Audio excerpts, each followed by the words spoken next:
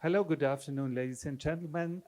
Europe under stress, what to expect from the EU and its institutions until 2029. That's our topic for the following discussion. We have 4 distinguished panelists here, experts in their fields on the EU, European integration, and I'm very happy to host this discussion. My name is Thomas Goiser. I'm a PR and business consultant based in Lower Austria and Vienna. And for all the German-speaking folks in here, you can hear me every month in the podcast Sicherheitsbewusst, which means security aware. And I've been doing this for 3 years now, and I'm very happy to see what our panelists have to say on our topic. You have all the bios of our panelists in the program, and I am happy that let's say the order I would like to have their introduction statements follows the alphabetical order. So let's start with Sylvia Kritzinger, and she's a political scientist, and she will give us some ideas about the current attitudes, views, and opinions of the European public. Sylvia, please. Yeah, thank you. Thank you for the opportunity also to speak here. And as has already been mentioned, I would like to start with a disclaimer, namely that I'm not an institutionalist, but a behavioralist. So therefore, I'm very much looking from a citizen's perspective on what is going on in Europe and also the future outlook. But nevertheless, I think it's important to take the citizen perspective into account because, of course, we need to know what their attitudes are and especially then also what their behaviors are in order to understand which repercussions these might have on the institutions, not only at the European level, but also at the national level. So I would like to start with something that happened last year, and lots of us were involved last year in, namely the European Parliament election of 2024, because this gives us a very nice indication what citizens think about European Union, and we also took a lot of efforts in order to gather data across Europe and also within Austria to understand a little bit more about citizen preferences, attitudes, and behaviors. And just let me give you a very short overview of what happened last year in the EP elections. Just think about the turnout for a second so that you already see which repercussions this may have on the institution. And we see that all over Europe, if you average the turnout rates, around 51% of the citizens turned out to vote.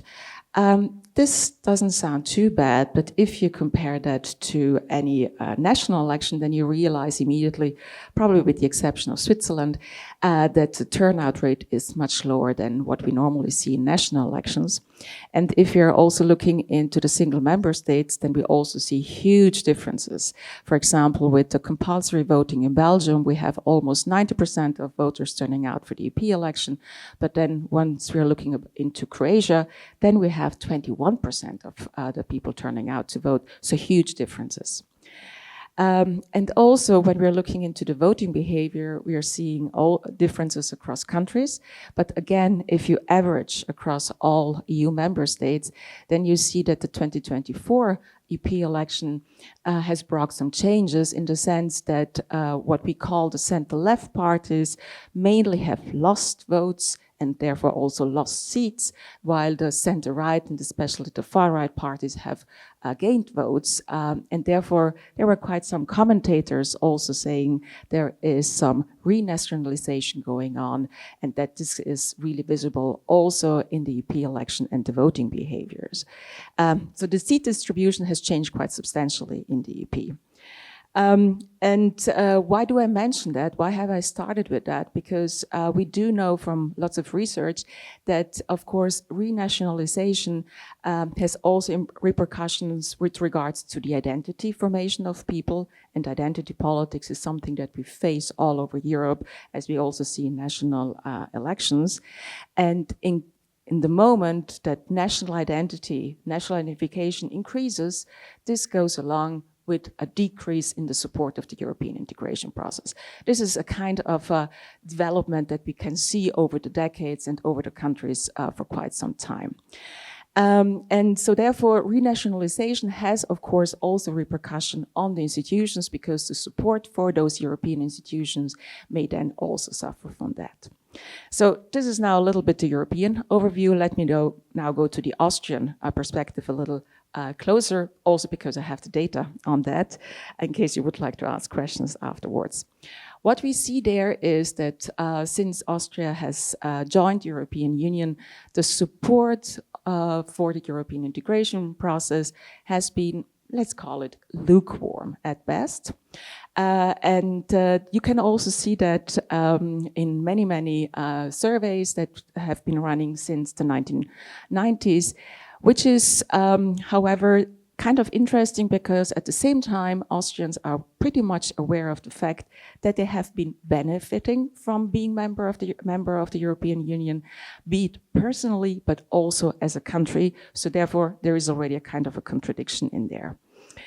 And looking into the data yesterday, I also realized that when we asked Austrians whether they would like to leave the European Union, so to speak, the so-called exit, then we see a clear majority saying, no, we do not want to leave the European Union. On the other hand, however, they are very pessimistic about the future of the European integration. So therefore, again, kind of a contradiction between what actually the overall picture in Austria is about the European Union when looking into the future. This continues once we are looking into more detailed policies, because we asked them also, what is it that you would like the European Union to regulate, to decide upon, so to move from the national to European level. And it's kind of interesting to see that they are in favor of EU-wide distribution, key for refugees. They are also in favor of a minimum tax for corporate profits in the European Union, and to a certain extent also to a single European minimum wage. But then they're completely against an EU tax or EU taxes to finance the EU budget. And I can continue with that, especially once we're looking into the future, in the sense that we are also asking a little bit about the importance of certain aspects to take in what is happening in the future. And there we also see that Austrians would like to have a European army. They would like to have the tax controls, that they should be reduced again, that they should not be reintroduced again, and also that they would like to keep the euro. But again, the common tax system for the future is not something that they foresee. So we see, when just looking at those policy issues, that there is a kind of a contradiction within the citizens, in the sense that they, when it comes to those issues of migration, when it comes to issues of security, then of course there is a strong European Union that they really would like to go for. But when it comes to taxes, once it comes more to the economic aspect, this is something that they really would like to keep at the national level. Which is kind of interesting if you think that European Union has really been established as a single market project, more an economic concept, which is now somehow put on hold, while on the other hand, migration, security, issues which were not really in the forefront of the European integration process are now really something that Austrians see as a European issue. So, let me conclude here. We do not see a clear-cut picture. We see, on the one hand, lukewarm support in general, but then we also see some policy regulations that should be transferred to the European level, while others should be kept at the national level. But overall, we see with this lukewarm perspective that it is, of course, difficult to manage such distinguishing and also not coherent positions towards the European Union, also from a political stakeholder perspective, what to say, what to do, because they are so contradictory. But in general, this may have then strong repercussions on the legitimacy of the European integration process as such, and also in institutions. And I leave it here because I'm sure we're going into the discussion later on even more. Thank you. Thank you.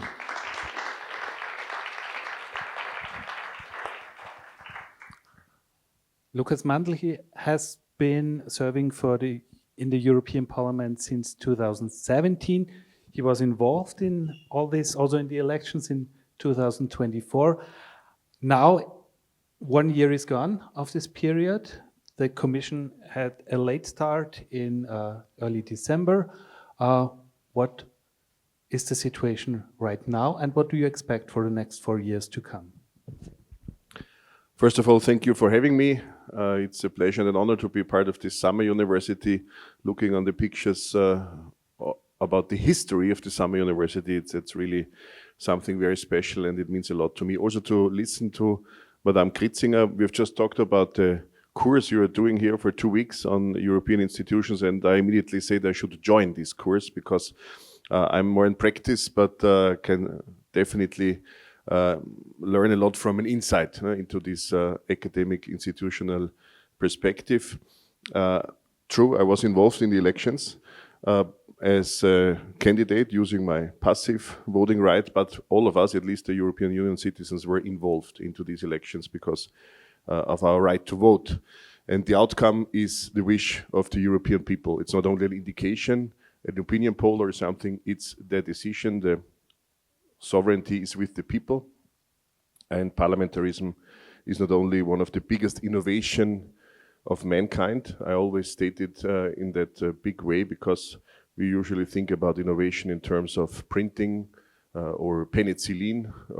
These are all also big innovations of mankind, but parliamentarism means that we do not decide or figure out how to live together via violence, like it has been done in history, like it's been done in many parts of the world recently, but via elected officials for a specific period of time. And this is what you refer to. We have now more than 1 year of the new European Parliament, nearly 1 year, or let's say 8 months, a bit less, of the new European Commission. And many might know, I just want to state, in European Parliament, party politics, as we are used to negotiate politics in Austria, mainly via parties, as a category, as the main category even, party politics do not play as much role in the European Parliament by far. So there are many other influences, categories, if you want to, which lead to concrete results. And in that regard, I dare to say we have better majorities in the new European Parliament than in the last one when it comes to the big priorities that lead to Europe being under stress, as the title of today's panel discussion suggests, especially economic indicators, especially security indicators. And both economy and security and economy are more addressed by the new European Commission than by the last one. That's not easily to be conveyed to the public because we have the same head of this new European Commission, but with a very different program, which is just justified due to different majorities in the European Parliament. I always say, not as polemics, but because it's just a matter of fact, Ursula von der Leyen was present in the European Parliament the 5 weeks between the European Parliament's elections and her election in the European Parliament. In these 5 weeks, she was more present in our parliament than the 5 years before. She talked to us and she listened to people's concerns, because this is the main task of a parliamentarian, to convey people's concerns. And she made a different program. She made different mission letters, and she has chosen different commissioners or accepted them by the member states' governments. And it was a not easy process in the European Parliament, but a process without any candidate for the new European Commission dropping out. It was a lot of negotiation behind, and sometimes very tight majorities for these commissioners, because in a true parliamentary democracy, members of the executive branch of that high-ranking level would be approved by the parliament, by the people's representation, directly elected, democratically legitimized. And this is what happened. And now, more or less, but rather more than less today, they are following these principles and these new priorities: economy and security, security and economy. And the newest paper on the table, which will be negotiated for 1.5 years ahead, is the multi-annual financial framework proposal which has been tabled by the European Commission, and I would say at the earliest end of next year, 2026, we will have a result, and the priorities which will have to be set for economy and security will be pictured in this multi-annual financial framework for the 7 years ahead, then until 2034. When I have read this year in the papers first, let's say literally on paper, I was surprised how old we all get, or at least me. It's already a budget until 2034, and that's very meaningful. That's very meaningful for Europe's future, because all these questions Madame Kritzinger referred to, which are extremely interesting to elaborate on, because they are about Europe's destiny. And I dare to say the European Union is the best that happened to the continent in history at all. These are at stake due to pressure from outside, due to ideologies from inside, due to populism from inside. So really to find a way, I dare to say, between wokeism and Trumpism, a different way between wokeism and Trumpism. This will be the question of if Europe's destiny will be as good as generations before us have created it. And this is at stake, and this will have to be pictured. Since you grab your microphone already, you want me to stop maybe, but I think maybe I'll have the chance to elaborate on the one or the other thing later, but I'm here to listen in the first place, and I'm curious what the others have to say.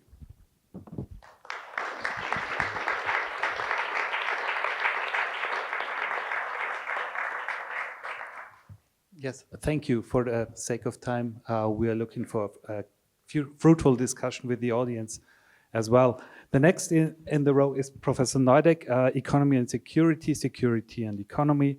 We have Europe facing war threats. We have an energy price crisis still kind of ongoing. We have climate change. We have an economic recession in many countries.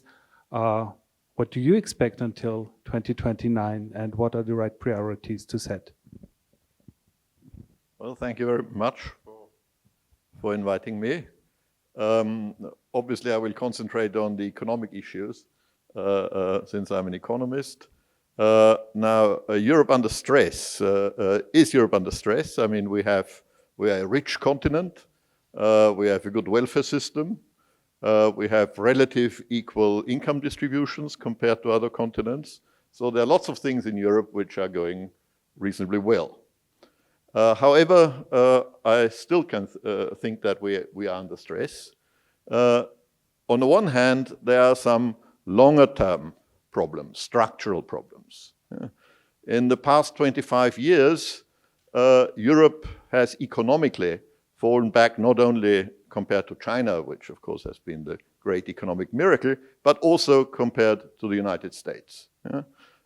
If we take a real GDP in purchasing power parity, then at the beginning of this century, Europe was the largest economy, followed by America, followed by China. Now, China is the largest economy, followed by America, followed by Europe. So we have, European Union, I mean. We have fallen back in that sense. It's even more dramatic if you look at labor productivity. Labor productivity compared to America, after the war, Europe had 22% of America's productivity.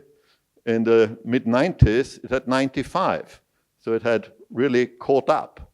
But now it's again 80. Yeah. So it's fallen back in that case too.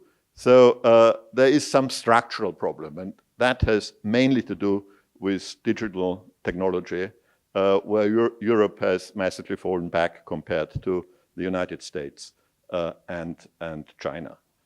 And on top of this, there is stress which is more recent. Yeah? The model of Europe of exporting traditional manufactured goods relied very much on free trade. Trade is much more important as a percentage of GDP in Europe than, say, in America. So it's 43% of GDP in Europe and 26% in the United States. And of course, therefore, Europe benefited from the increase in trade. which is now in trouble. Yeah? Globalization is in trouble. Everything has become much more volatile. Yeah? So that is probably the biggest problem that Europe is stress that Europe is facing now. On top of that, we were talking about defense. Europe got very cheap defense from the United States. Now that's gone. Europe has got very cheap energy from Russia. That's gone too. So these are the specific stress problems, which, however, have the advantage of perhaps giving Europe an incentive to reform. So what can we expect? What can we expect from the European Union, from its states, and from the EU institutions? What I would say, two things to be short. First, classical economics says if you want growth, you have to invest. Yeah, that is Adam Smith, Karl Marx, Harold Domer. That's one of the main results of economic theory. And Europe has fallen back in investment. Yeah, so, for example, at the beginning of the century, Europe had a higher investment ratio than the US. Now it has a lower investment ratio than the US, and it has been more or less falling steadily over the past 60 or so years. Yeah. So therefore, the first aim must be, both from nation states and from the EU institutions, to stimulate investment, in particular investment in innovation, yeah, where, as I said before, we are falling back. Now that means many things, which if you read the Draghi report, you will see many good suggestions on that. For example, deregulation. Yeah, many, especially technological firms in Europe, do not get the right size or go over to the United States because of regulation. Secondly, investment incentives more generally. Yeah, Europe has a lot of course, investment subsidies in America are mostly centered at the top, whereas in Europe it's mainly centered at the national level and not at the European level. So ideally, more of it should be done at the European level, especially because if we look at subsidiarity, we would say that the EU should do things where there are externalities affecting other countries. And that's clearly the case with innovation and with this type of investment. And of course, it also means a restructuring of funds. Yeah? 2/3 of all funds are still in agriculture and regional policy. So that should be reshuffled in the direction of innovation and investment. And of course, a larger budget, as is foreseen, would be useful too. So that's the one thing, furthering investment, which has implications, multiple implications. And the third thing, the second thing, is that Europe's method, the community method, tends to be very slow and cumbersome. Yeah, that worked well in a time of general rule of law, international institutions, and so on. In the more volatile world that we see today, it doesn't work so well. Yeah? Trade policy is a clear case. Europe takes much too long to make trade deals. America, even Britain, is much quicker at that. Yeah? So some institutional rethink, I think, is going to be necessary there too. So these are just 2 points, and I think I've used up my time. So thank you. Thank you.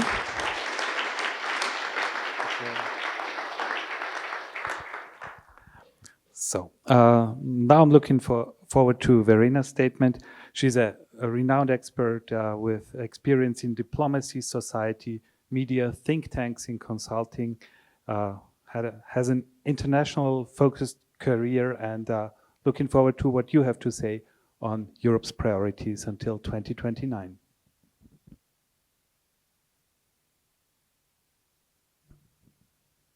Do you hear me? Yeah. I'm really an unconventional guest and voice here, and thank you very much for the invitation to contribute. I am a practitioner and a European civic entrepreneur, so to say, always moving and matchmaking between the worlds of the political and public side on the one hand, the science sector increasingly, but also our private sector, and then the civic sector. And inspired by the wonderful talk by Brigadier Sandner last night, I thought I want to share 3 invitations with you all today. The one is to look at the EU from a systemic perspective. From a bird's eye view, we see institutions and our societies in a constant interplay, in a very interwoven interplay. The second invitation is to see the power and the possibilities of unconventional alliances, especially in moments of stress. And the third invitation is to practice opportunities thinking, and with that, to constantly reflect and rethink our relationship to risk. So to the first invitation, to look at the EU from a systemic perspective, institutions and society always in an interplay. I always found it hard to settle with the idea that, you know, when we look at what's going on in Brussels nowadays, this is the story that we get. I think it's only half the story, usually. And one recent example is the framework of the European Green Deal, with which I've been working a bit more in the last years. You see nowadays that politically that framework is now under stress, it's under scrutiny, and there's a lot of dynamic going on in the institutions and in the political interplay. But at the same time, when we widen our perspective and we see and we look who outside is actually carrying the climate and green and ecological transition agenda forward, we do see that there's a lot of movement in the financial and economic sector. The Norwegian Wealth Fund, Sovereign Wealth Fund, is a big example. It really inspired the finance world recently with its new climate plan, where this most powerful and richest investment fund basically says that the risks related to fossil investments are simply too high, so they want to completely end those, and they demand all the companies in which they are investing, which include, for example, Amazon, to really go to net zero by 2050. So that has been a big shakeup, because basically the impulse comes from the financial sector. Also, the European Central Bank came out just 2 days ago, I think, in its governing council, with a decision to relate also climate to investment decisions. And of course, we see, as we have heard in our last discussion, more movement in the courts. And the second invitation, to see the power and the possibilities of unconventional alliances, relates to the fact that whenever we look at key moments in European history, we will find out that it's always an interplay between somebody outside of the system and inside the system that actually gives an impetus to change. 3 quick stories. The one is the founding of the EU itself. Even though I had the pleasure to study European studies in many countries, it was only later that I really understood the interplay between Jean Monnet as a basically freelance idea giver at that moment to think up supranationality the way he did, and the congenial sort of interplay with Robert Schuman in his position as French foreign minister at the time, to really bring the ideas of Monnet into the Schuman Declaration and present those politically. from an innovation perspective that remains a kind of miracle story. The second story is one that I had the pleasure to bring forward in my former position with a wealthy private German foundation. And it's one of the very small ideas that by now most of you might have known or heard of. It's called Free Interrail.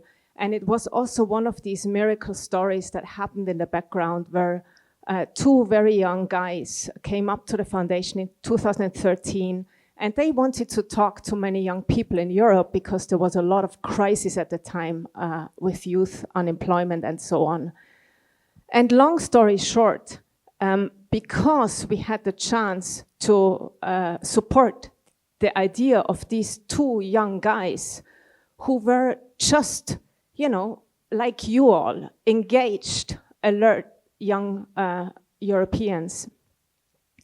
We, in that case, found a person in the European Parliament who wanted to carry this idea inside the structures. And basically, the institutions opened up one door after the other to carry the idea into the budget of the EU, where it now has its full place with many millions of euros that are devoted to the idea that all 18-year-old Europeans can ask for a free Interrail pass from the EU's budget in order to discover European, sort of the whole European continent, literally, but also in small groups of intercultural connection.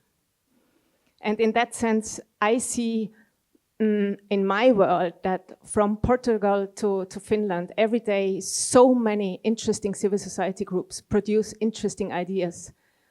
But in most of these cases, they lack the one intrapreneur in one institution that opens the door and listens to the idea or is even ready to carry it forward in the institution.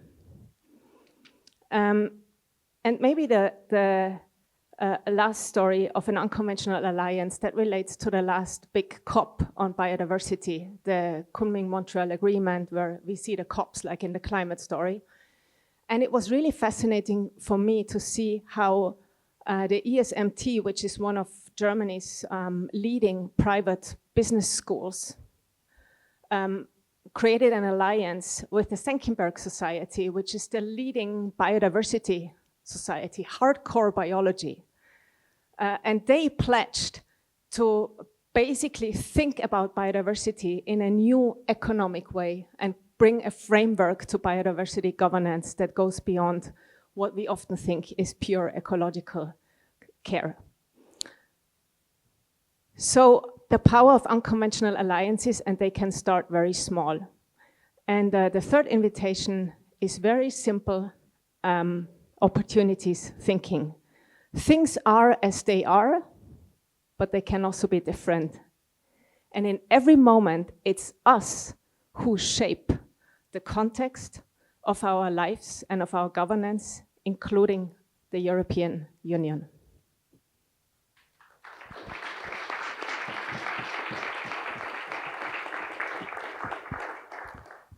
Thank you, Verena. Now it's time for a brief intervention because we on the panel want to get to know you better and we'd like you to raise your hand. We're now surveying you.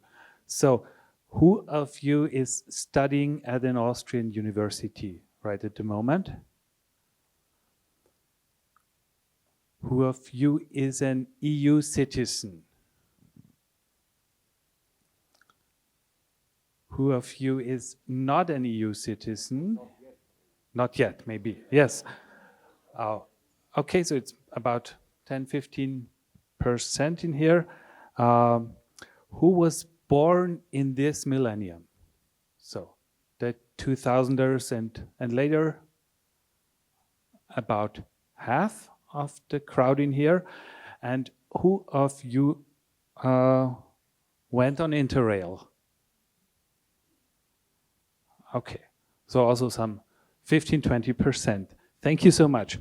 Now to ignite the discussion on the podium, I would like you to answer short questions by showing these cards in a let's say, traffic light code, and I have 6 short questions. Green means yes, yellow means maybe, not sure, and red means definitely no. And from the perspective of July 2029, if we gather together in here, will the West Balkan 6 states be part of the European Union? Not your wish, but your estimation. Okay, thank you. Will the EU have undergone substantial institutional reforms?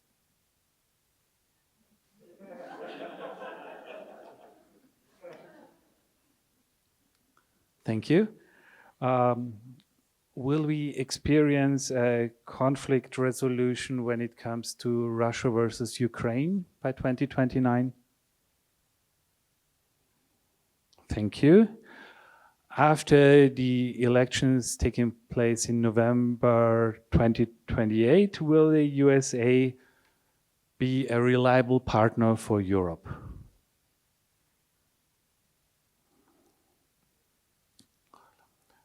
And finally, by 2029, will a movement in the United Kingdom gain momentum to return to the European Union?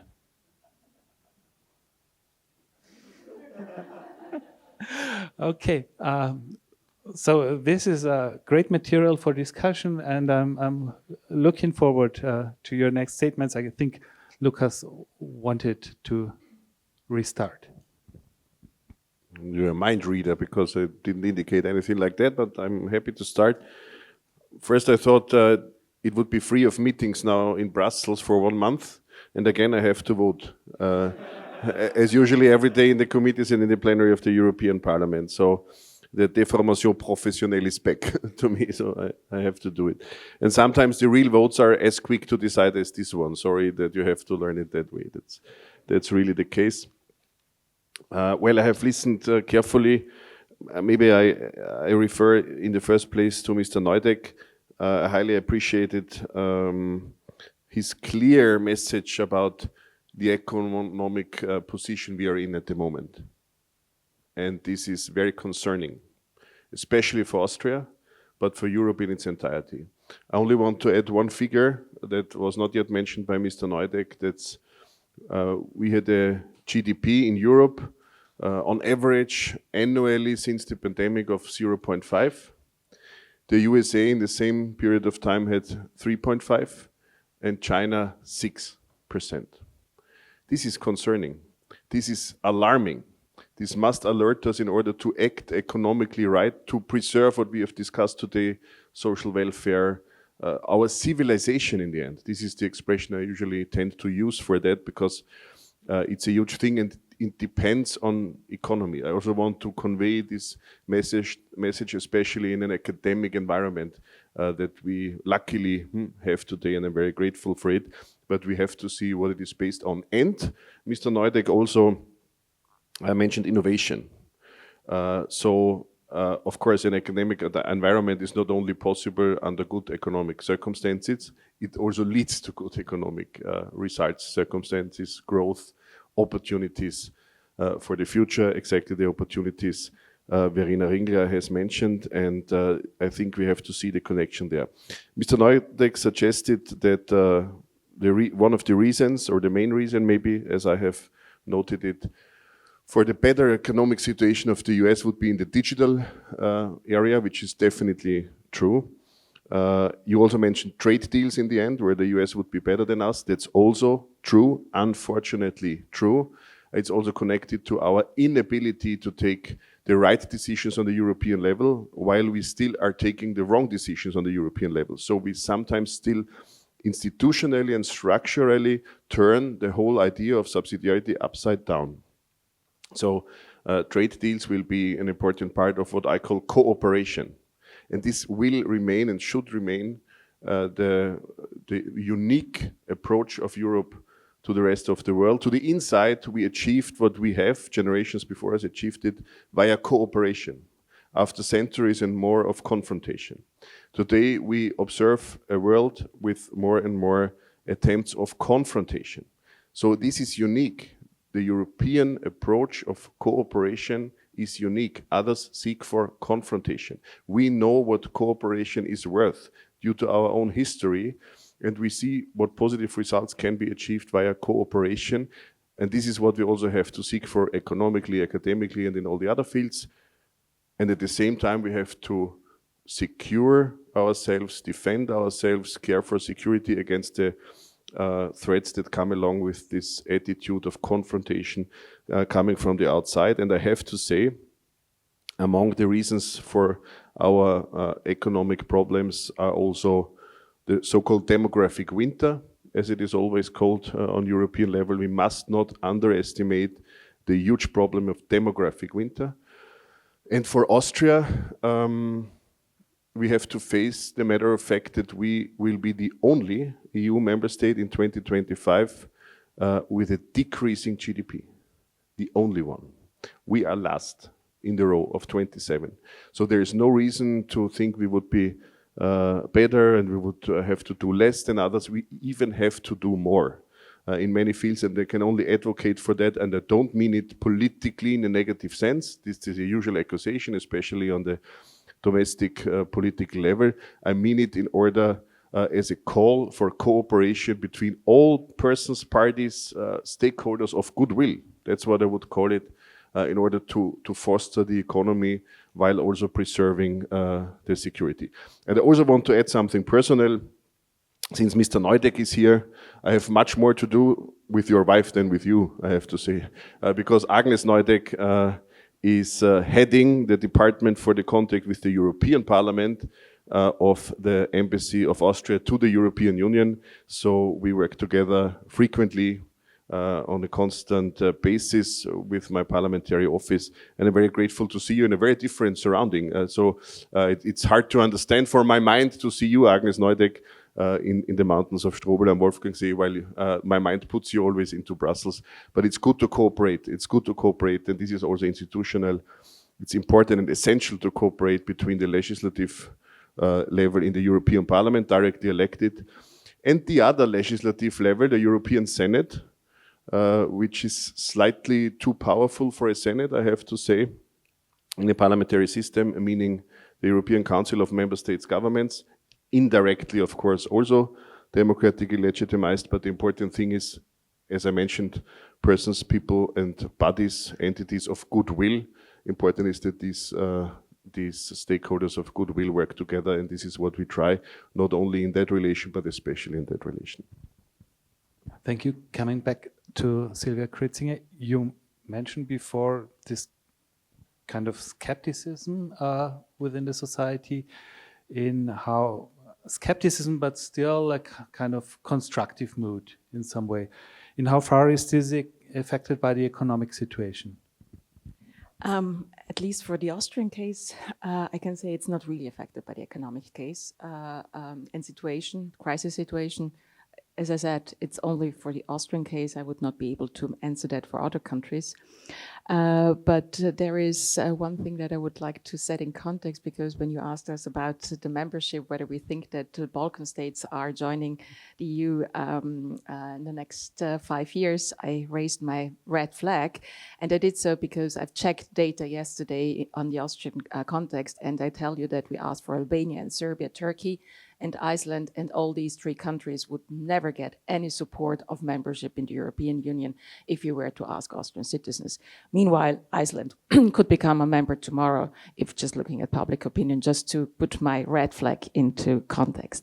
However, I would like to add something else that came to my mind when listening to all the other speakers on the panel here. Namely, I read a very interesting article on The Economist just about 2 weeks or 3 weeks ago. I can share the article if you're interested, when they were mentioning that the EU policeman is not doing the job. I mean, I rephrase it here, but more or less this was the meaning. And who was meant by the EU policeman? The EU policeman was considered to be the Commission, in the sense that they are simply not making and law enforcement at the national level, and they are letting things go, even though the rules, the legal provisions and so on would actually require the Commission to act much more forcefully towards the member states. And I'm not an economist, I'm therefore not saying anything on that regard, but me being a political scientist, I also think that there is a certain truth to that article that the Economist put forward, namely when it comes to liberal democracy aspects. Because I think that we do see across Europe, in certain countries, but not only in certain countries, but a little bit all over, that there are certain factors, certain principles, certain characteristics of what we actually need to have in liberal democracies which are undermined.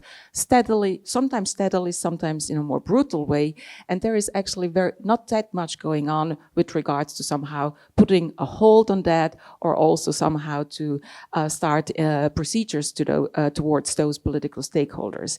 And I think once we're talking about these aspects, both from a political as well as an economic perspective, then you do see that there is indeed some institutional reform needed. And again, if then also citizens do see that some of the provisions, some of those issues are not really taken care of, certain countries go along, or can get away with murder, let me put it this way, while others not, then of course this has also something to do with an increased skepticism towards an institution which is not loved in the first place, probably respected but not loved. So let's signal from Strobel out to the world that we would welcome Iceland. Professor Neudeck, coming back to the proposal stated in the Draghi report, the idea of realizing a financial market union, trade agreements, and so on, are we lacking a sense of urgency in Europe? Well, definitely. I mean, at least, I guess, as far as the population is concerned, as we have seen from Professor Kritzinger's statement.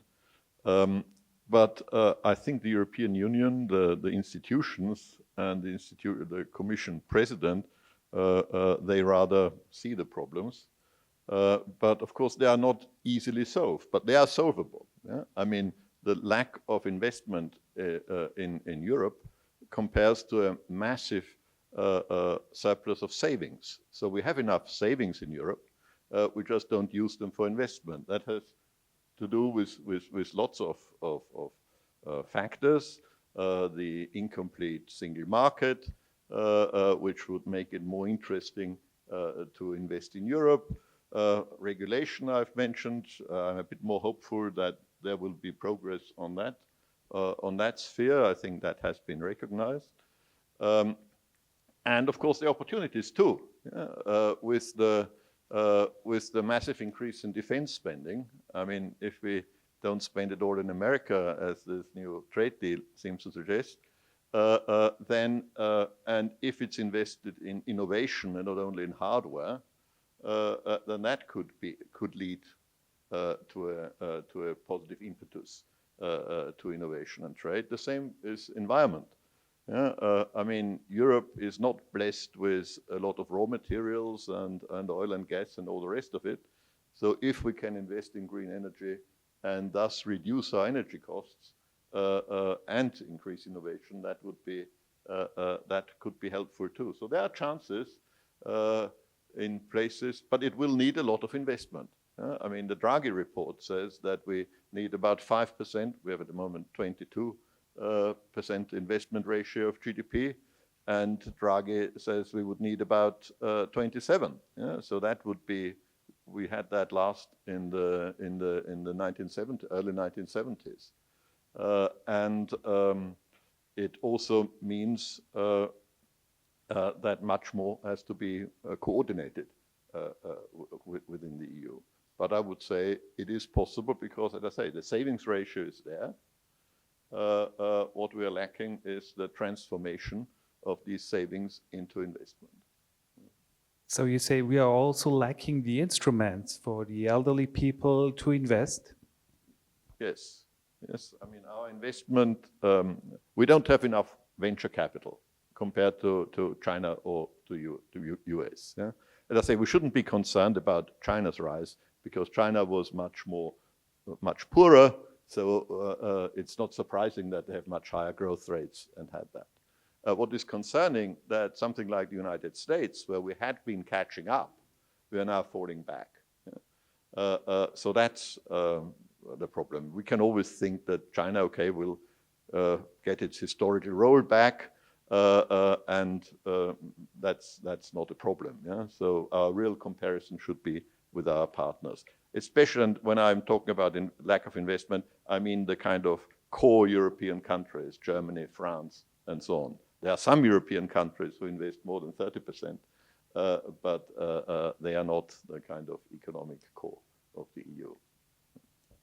Thank you. Before opening up to you, the audience, for questions, I would ask Verena to give her ideas and answers to some of the questions that have been raised.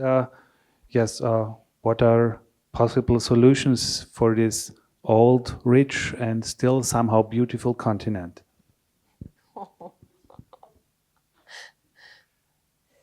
I just have observations. And maybe coming back to your notion of venture capital just now, Werner Neudeck, if we want more venture capital, we need more will towards ventures in the first place, which again is something that always and only starts in the hearts and minds of people.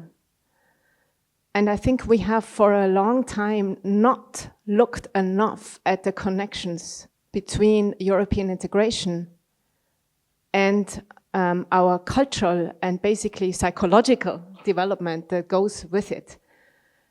And so what I want to say is that, again, any moment where we discuss our relationship to risk can be a good exercise now to rethink the precautionary principle, to rethink the idea that Europe can hedge its bets all over and can insure itself against all the possible bads that are coming from outside.